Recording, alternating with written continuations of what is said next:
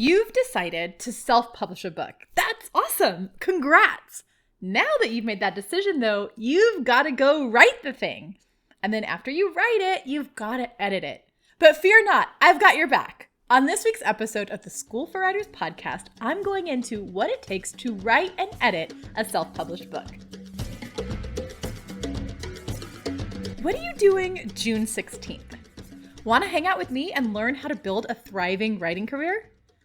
I know that it can feel difficult to make money as a writer.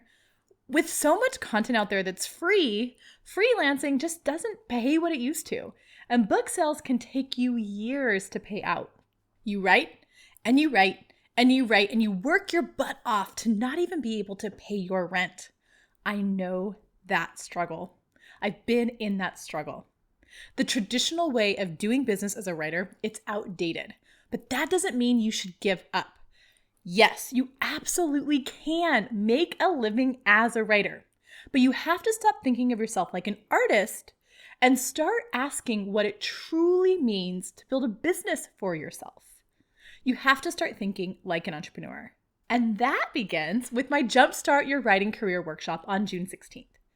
During this hour-long session, you'll get the tangible tools that you need to thrive as a writer, including why you need to stop working hard and hustling your way to the top, and how that is never going to pay off for you as a writer, and what you should do instead.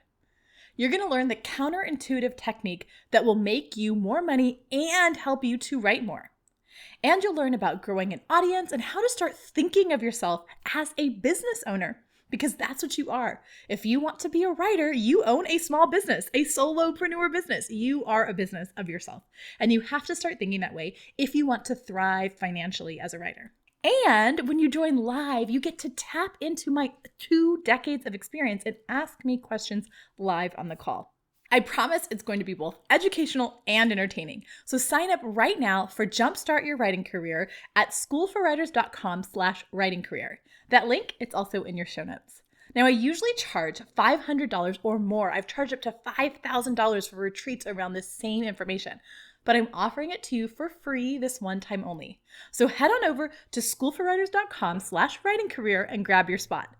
Because the world needs your story now more than ever, and because you deserve to thrive.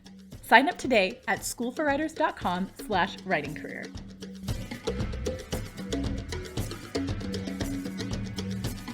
Welcome back to the School for Writers podcast. Today we're delving into how to write and edit your self-published book.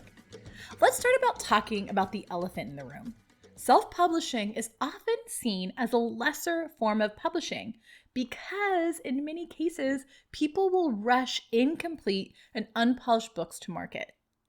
That doesn't mean that those books don't have value to both the author and the reader, but because of that, we often think of self-published books as less polished and less ready to be out in the world as traditionally published books. If you find yourself struggling with wanting your book to be taken seriously and worrying that self-publishing won't allow that, don't worry, there's ways to combat that. I kind of see it as 2 big approaches to that.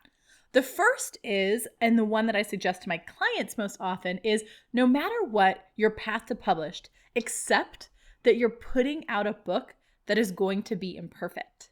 That includes traditional publishing and self-publishing. There is no perfect book out in the world. I guarantee you there's not a single book out there that doesn't have some kind of thing that the author or an editor would want to change about it. Now, with self-publishing books, there are often less eyes on it before it goes out in the world, less professionals whose job it is to make it look polished, which means it's most likely to be even less, quote, perfect.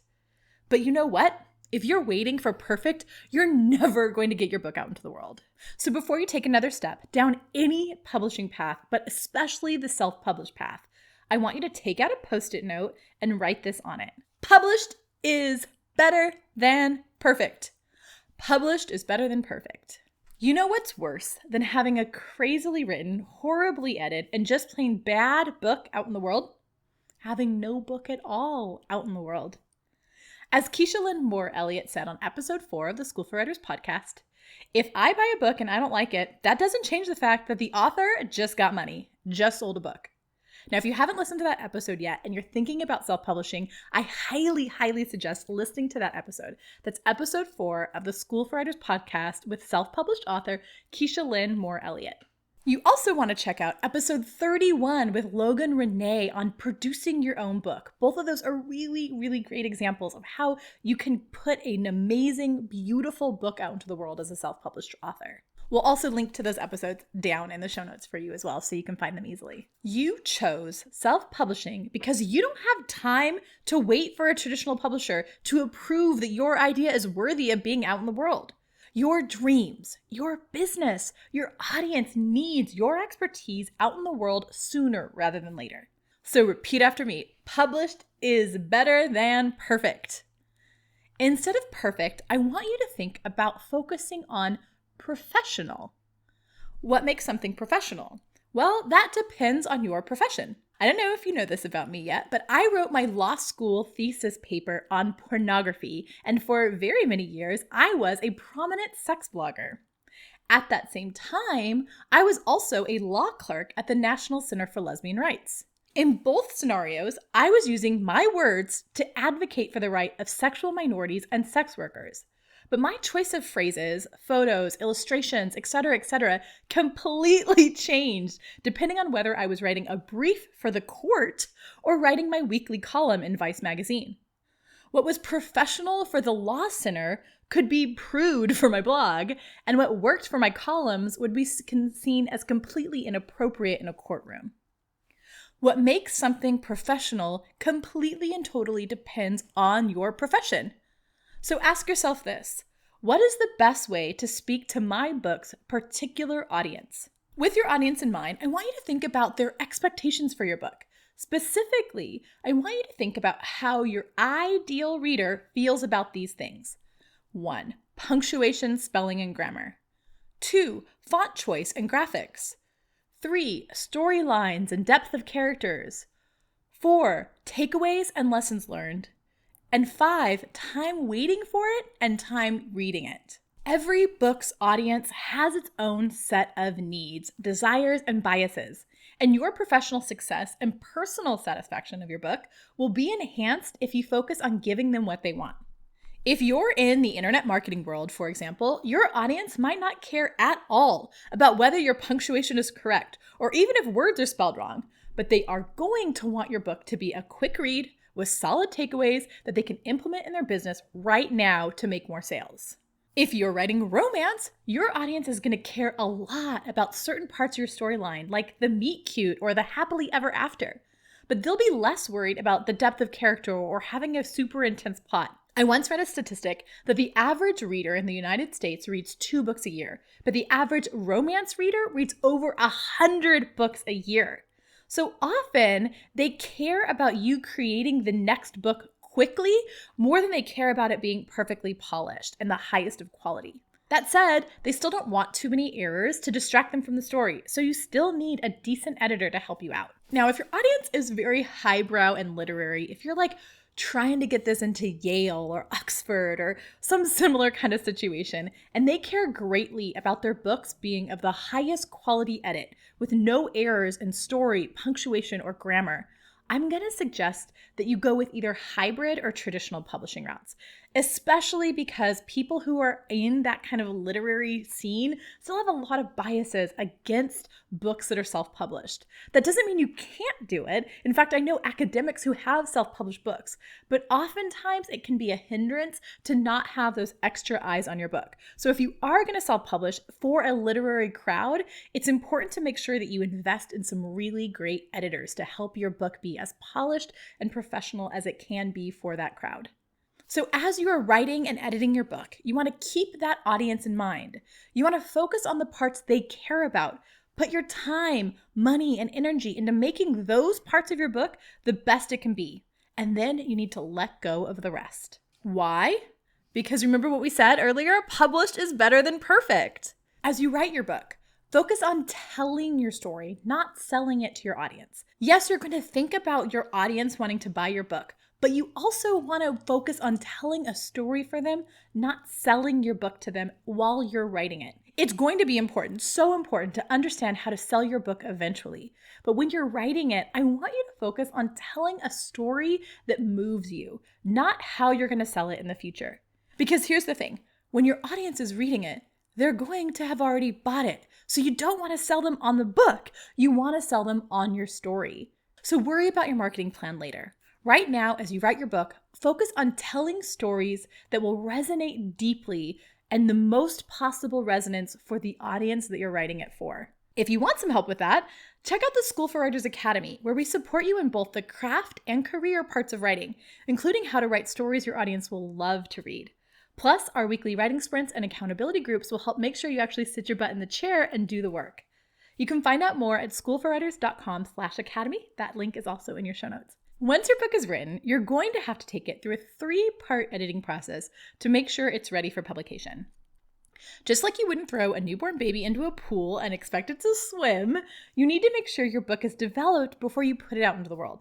I'm going to give you a quick overview of the 3 edits you want to do before pressing publish on your book right here. But if you want to have an in-depth look at that, go back and check out episode 5, 3 steps to make sure your book is ready to be published, where you can get an in-depth look at all of the different ways that you need to edit your book before you put it out in the world. Here are the 3 edits you want to do before pressing publish on your book. Number 1, content editing. This is an overarching type of edit. So is your story actually good? Are your characters developed? Do you have that solid plot line? The goal that you set out to have when you wrote this book, are you achieving that goal? Is there a solid takeaway for your reader? Is the tone consistent throughout? Those are the things that a content edit and a content editor can help you with. The second editing you want to do is line editing, and you want to do these in order because you want to get your content well before you go and make sure your periods are in place. Because if you worry about your periods and your commas at first, you might change things around and have to do that all over again. So the first thing you want to do is that content edit. Focus on the content. The second thing you want to do is a line edit. Does each line of your book make sense? What language are you using, and is it continuous throughout? How does it read? Is it clear and concise? Can you understand it? Is it pleasurable to read and easy to read? And do you have any extraneous words or run-on sentences or things that could be gone? That is more like line by line, how does this line look? Then your third and final edit is copy editing. Does your book have any technical flaws? Are the commas in the right place? Is than and then right? Do you have there, and there correct? Are there any discrepancies in your characters or plot points? Is everything that needs to be factually accurate? Now, while you can and should do these 3 edits for yourself, I also highly suggest hiring professional editors to help you. Not only does it give you a perspective outside of yourself and your own brain, but professional editors have eyes that are trained in ways that yours aren't, that might be able to see things that yours would skip over. I can't tell you how many times I've written a wrong word and totally not seen it when I read over it because my brain knew what it was supposed to be and changed it for me in my brain. That's why professional editors are a great way to make sure that you don't regret pressing published on a book that is not quite polished and ready to go. I highly suggest hiring at least one professional editor, at least for the very final edit. You can Google your genre plus editor and find people. I've done that in the past. I've used other writer friends, Facebook groups, and writing groups like my School for Writers Academy to get recommendations from other writers and from professionals in the field to help me out. Editing is 100% worth the cost, but it can get expensive. So if you're short on funds, try finding that one friend that always points out your grammar mistakes on social media. We all know that person, or maybe we are that person, and offer to take them out to dinner or clean their house or do something in exchange for their time and skills. Or maybe you can read their book and do an exchange that way, something we do often in the School for Writers Academy. Whatever you do, don't let worrying about cost keep you from a thorough 3-edit process. It is the most important step that you can take in making sure your book is ready to go out in the world. So at the very least, you with your own eyes put your book through that 3-part editing process. Okay, so that is how to write and edit your self-published book. To recap, remember that published is better than perfect, that successful books need to cater to their audience, and that's what makes them professional. First things first, you have to write your book, so don't skip that process when you get excited about self-publishing. And remember to do a 3-part editing process to help your book feel more polished and professional. We've got editors and coaches in the School for Writers Academy to help you if you want some support around that. And I'm always here with different podcast episodes to help you as well. If you want to delve deeper, check out episode 24, How to Write a Book, a step-by-step guide where I break down every single part of the step-by-step process that we use in my Write Your Friggin' Book Already program. And again, if you want to delve deeper into editing, go check out episode 5 where you can learn the 3-part editing process in more depth. So that is it for today. I'm super excited about your self-published book. Let us know when it's out in the world so we can cheer you on here at School for Writers. Thanks again for joining us today. Until next time, happy writing.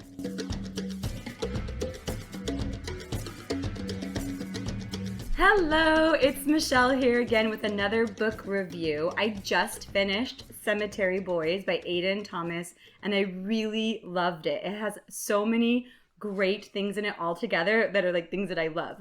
First of all, it's written by a trans Latinx author, Aiden Thomas, a queer trans Latinx author, and the main character in the book is a transgender man, and he is also gay, and so it's really cool to see different types of characters throughout the story, including lots of folks in the East Los Angeles Latinx community.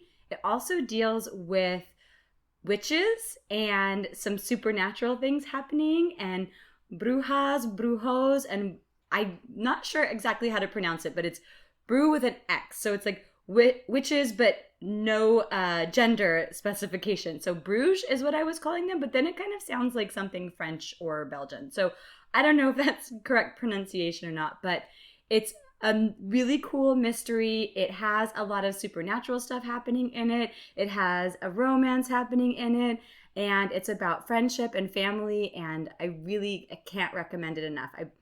I finished it in about a week, which is really fast for me because of all of the other things that I'm doing, and I gave it to my sister. I'm like, you got to put this at the top of your book list. So Cemetery Boys by Aiden Thomas.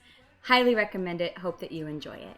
So grab your copy of Cemetery Boys by using the link in our show notes for bookshop.org, and that way you can help support a local independent bookstore and this podcast.